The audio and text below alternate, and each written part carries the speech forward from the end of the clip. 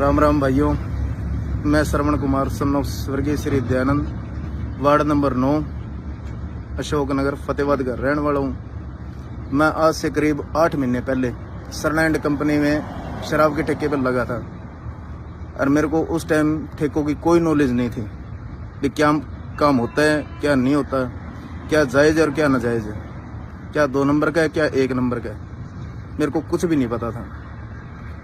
1-1.5 महीने तो सब सही चला।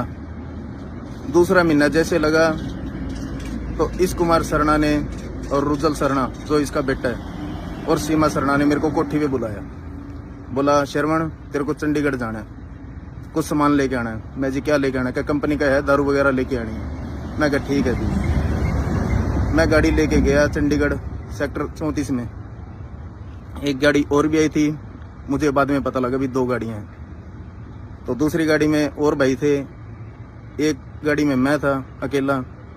तो वो गाड़ी मेरे से ले गए और इंपोर्टेड का माल जिसमें स्कॉच 22 पेटी के लगभग थी वो मैं लेके आ गया फतेहाबाद। चंडीगढ़ से फतेहाबाद इसकी कोठी में ले आया।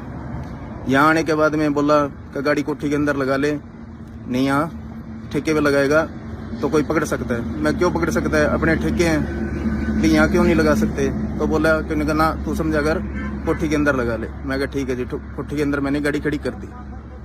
उसके बाद में सुबह जैसे मेरे को पता लगा कि हाँ ऐसे ऐसे करके ये 2 नंबर की शराब है, इसमें कोई ठेके का लेना देना नहीं है, ना कोई 1 नंबर की है।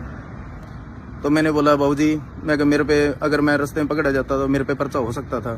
क्या यार कुछ नहीं होता, एसपी डीएसपी का मेरे जेब में रहते हैं, प्रशासन में मेरा फुल है, मंथली देता हूँ, सभी को देता हूँ, चौकियों में देता हूँ, सिटी थाने में देता हूँ, एसपी डीएसपी को ही देता हूँ। मैं कहा जी मेरे को नहीं पता एसपी डीएसपी को देते हो क्या देते हो, फिर मैं आइंदा ये काम नहीं करूँगा। बोला क्यों नहीं करेगा? मैं कहा जी मैं घर में कमाने वाला अकेला हूँ और मेरा परिवार का जरिया सिर्फ मेरे से ही चलता है। जो भी मैं लेता हूँ कमा के तो मेरा घर चलता है, अगर मेरे को कुछ हो गया तो मेरा घर बर्बाद हो जाएगा। उसके बाद में बोला ना तेरे को ये करना पड़ेगा। मैंने इस बारे में रोका कि मैं नहीं जाऊँगा, तो मेरे को जाति सूचक गालियाँ दी, साले ढेड चमार चूड़े, तेरी क्या हिम्मत है? मैं डर गया जी। मैं बाबूजी मैं अकेला हूँ, घर परिवार मेरे सिवाय कोई नहीं चला सकता, मेरे छोटे छोटे बच्चे जी, बीमार माँ है जी, पापा मेरे है नहीं। तो बोला ना तेरे को कोई दिक्कत नहीं है, पकड़ा जाएगा तो तेरा घर का खर्चा हम उठाएंगे। मैं कहा ठीक है जी। फिर मैं इनके दबाव में आके और मेरे को झूठा केस में फंसाने की धमकी भी दी थी कि तेरे घर में अफीम रख दूंगा, तेरी जौन सी गाड़ी तू लेके जाता है उसमें कुछ भी रख दूंगा, चिट्टा रख दूंगा, तेरे को फंसा दूंगा। मैं कहा ठीक है जी। दबाव में आके मैंने इनके प्रेशर में आके और मैं 10-12 गेड़े और मारे।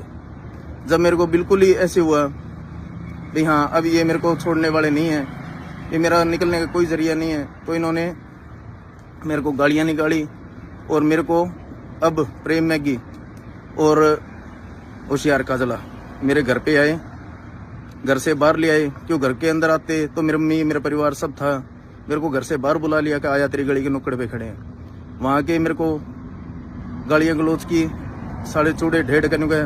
तू सरना बाबूजी को कैसे नाट सकता है, कैसे तू उनके कहने से खिलाफ जा सकता है? तेरे को करना पड़ेगा ये काम, ठीक है? ना करेगा तो तेरे साथ देख लियो, हिसाब लगा लियो क्या कर सकते हैं हम। इतना कह के जी वो चले गए। मैं फिर गया सिटी SHO के पास।